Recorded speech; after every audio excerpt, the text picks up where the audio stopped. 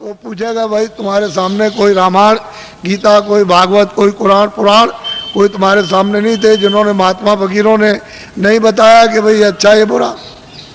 तो मोहम्मद साहब से पूछा जाएगा कि भाई मतलब ये है कि तुम गए थे ज़मीन पर और तुमने मतलब ये नहीं बताया कि बुरा काम बद काम है।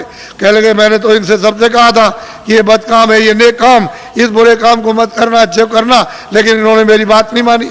तो फिर वो भेजेगा सीधा, वहाँ हिसाब करता है, वो हिसाब करता है। तुमको दोजख और नरक मालूम नहीं है, वहाँ बड़े बड़े बादशाह पिट रहे वहाँ और जलाए जा रहे, कितने करोड़ों वर्षों तक जलाए जाएंगे और लाखों मीलों तक आवाज आती है और कोई सुनने वाला नहीं कहीं, न उनका धन दौलत जाता न तलवार जाती उनकी। ये झूठा, तुम इसके लिए हम मर गए और चले गए हमेशा। तो इसलिए तुम लोग इस पर विचार करो। तपस्या करने से यानी माया लुभाती है कि तुम ये ले लो धन, ये राज ले लो, तो अगर तुम लुभा गए तो राज मिल गया और राज का जब भोगा तो सीधा नरक को गए। जब ये कहोगे हमको राज नहीं चाहिए, धन दौलत नहीं, तो भगवान मिलता इसी शरीर में। मरने के पहले मीरा ने मरने के पहले प्रभु को प्राप्त किया। आपको क्या मालूम कैसे पाया? तुलसीदास जी ने पहले ही वो 25 ही साल के अंदर प्रभु को प्राप्त कर लिया। आपको क्या मालूम कैसे पाया?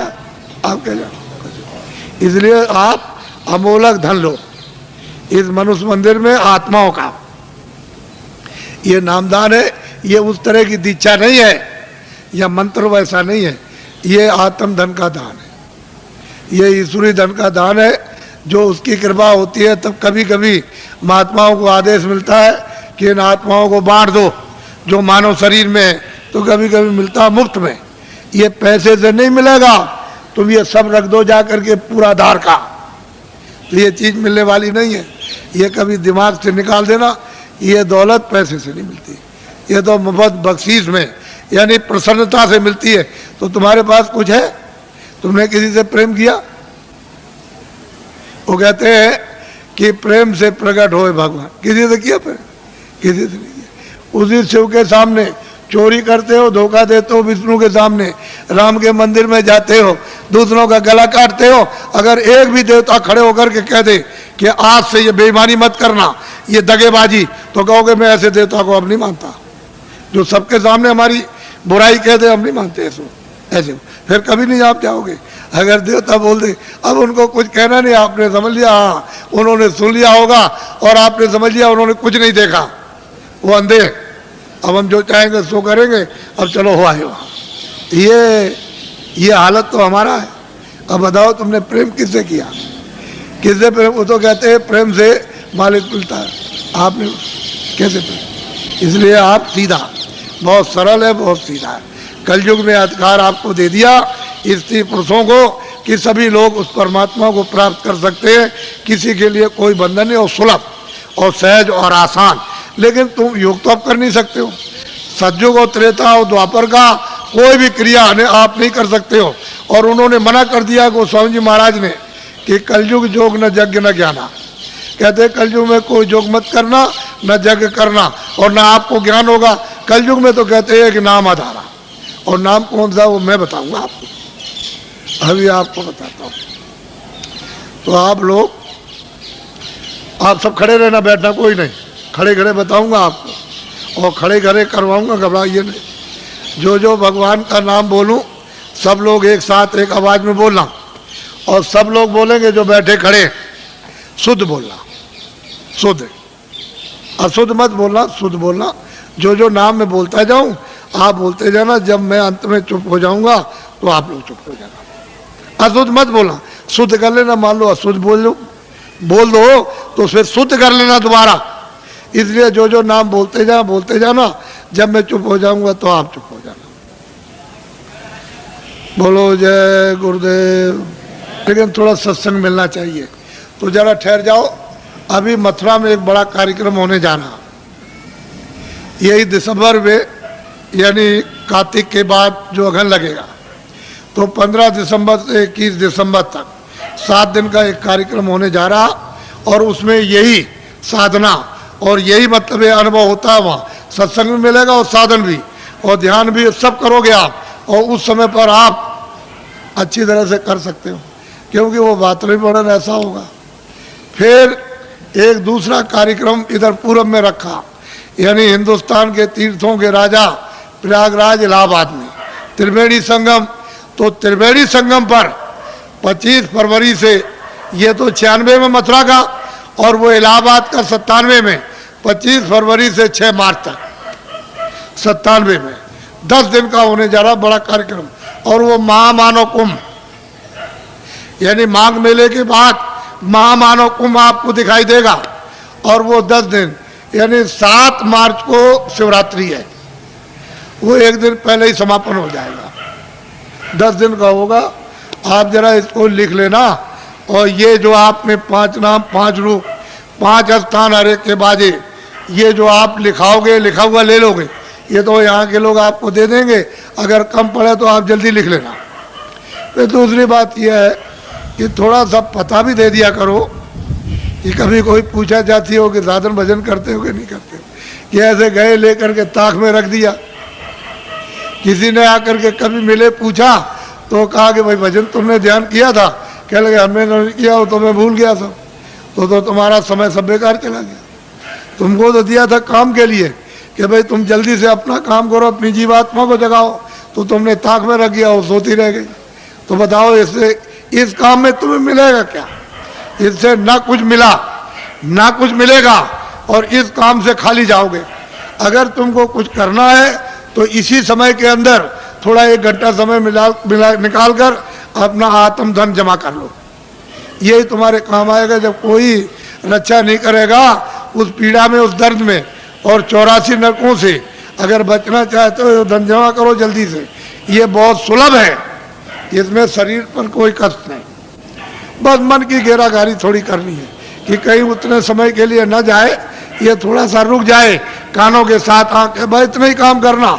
इसमें शरीर का कोई कष्ट नहीं। और करो कैसे भी, लेट के बैठ के, जंगल में करो, घर में करो, कुर्सी में करो, लेकिन उसका तरीका तो सीख लो। थोड़ा सत्संग मिलेगा तो जल्दी सीख जाओगे, और नहीं मिलेगा। अभी तक तो आपको ये बातें मालूम नहीं थी, ये तो आपको नई बातें आज मालूम हुई। आपके लिए तो नई है, लेकिन ये सनातन है। जब से तुम आए एक रास्ते से, और उसी रास्ते से वापस हो गए अपने घर के लिए, अपने देश के लिए। दूसरा कोई रास्ता नहीं है। यहाँ भटकते फिरो चारों तरफ तो जन्म मरण होता रहेगा। 84 जाओ, नरकों में जाओ, जल वो मरो, और जो किया उसका भोग भोगो। और कभी मनुष्य शरीर मिलेगा तो फिर तुमने वही काम किया, और फिर चले गए आप फिर 84 नरकों में। तो ये ऐसे ही चलते रहोगे, ऐसे जन्मो मरो, जन्म मरो। तुमको कहीं स्थिरता नहीं मिलेगी, स्थिरता वापस जाने पर। जब ये भजन करोगे, नाम डोरी को पकड़ लोगे, चढ़ चलोगे ऊपर। उधर ऊपर खुले हुए मैदान है, और वहाँ तो अंधेरा कभी है नहीं, न कभी अंधेरा होता हो तो प्रकाश ही प्रकाश, रोशनी रोशनी। जरा सा आँख के ऊपर उठे कि बस प्रकाश ही प्रकाश है, अंधेरे का नाम नहीं। वहाँ कभी अंधेरा होता ही नहीं। तो तुम उधर चलो, जब उजाले में खड़े हो जाओ तो ये सब देखना सुनना, तब तुम्हारी समझ में आएगा कि बाबा जी ने क्या दिया। कुछ तुम मेहनत करो, कुछ हम करें। बोलो जय गुरुदेव। कुछ तुम मेहनत करो, कुछ हम करें, और ऊपर बैठे उनकी कृपा जल्दी हो जाए। और तुम मेहनत हम नहीं करेंगे, कुछ होगा नहीं। जल्दी करो, देर मत करो, और जल्दी से कृपा और दया ले लो, ताकि वो ऊपर बुला ले, और जल्दी से आप निकल चलो इस कूड़े कचड़े से। यहाँ कुछ मिलने वाला नहीं है, ये सब शकलें। अब देखो, बीमार, परेशान, तकलीफ में, हमारे पास जो भी आता कोई हो, हमको उससे मतलब नहीं, आदमी होना चाहिए। हमारे यहाँ कोई झगड़ा झंझट ये नहीं है, आदमी हो, उसमें जीवात्मा होनी चाहिए। तुम्हारे शास्त्रों में लिखा है हिंसा परमो धर्मा, तो आपने इसका पालन किया? अब ये बताओ, आपने इसका पालन किया? आप बकरा मार दो, मुर्गी मार दो, आदमी मार दो, लड़की मार दो, लड़का मार दो, घर में देवी को मार डालो आप, कि कोई दुश्मन बन जाए उसको मार दो, गोली मार दो, छुरा मार दो, लाठी मार दो। तुम अहिंसा धर्मा, तुम किसी देवता को, किसी धर्म को मानते हो? कुछ नहीं, वैसे ही कहते हो, हम जानते कुछ नहीं, वैसे ही कह दिया बस, और कुछ नहीं, ऐसे ही।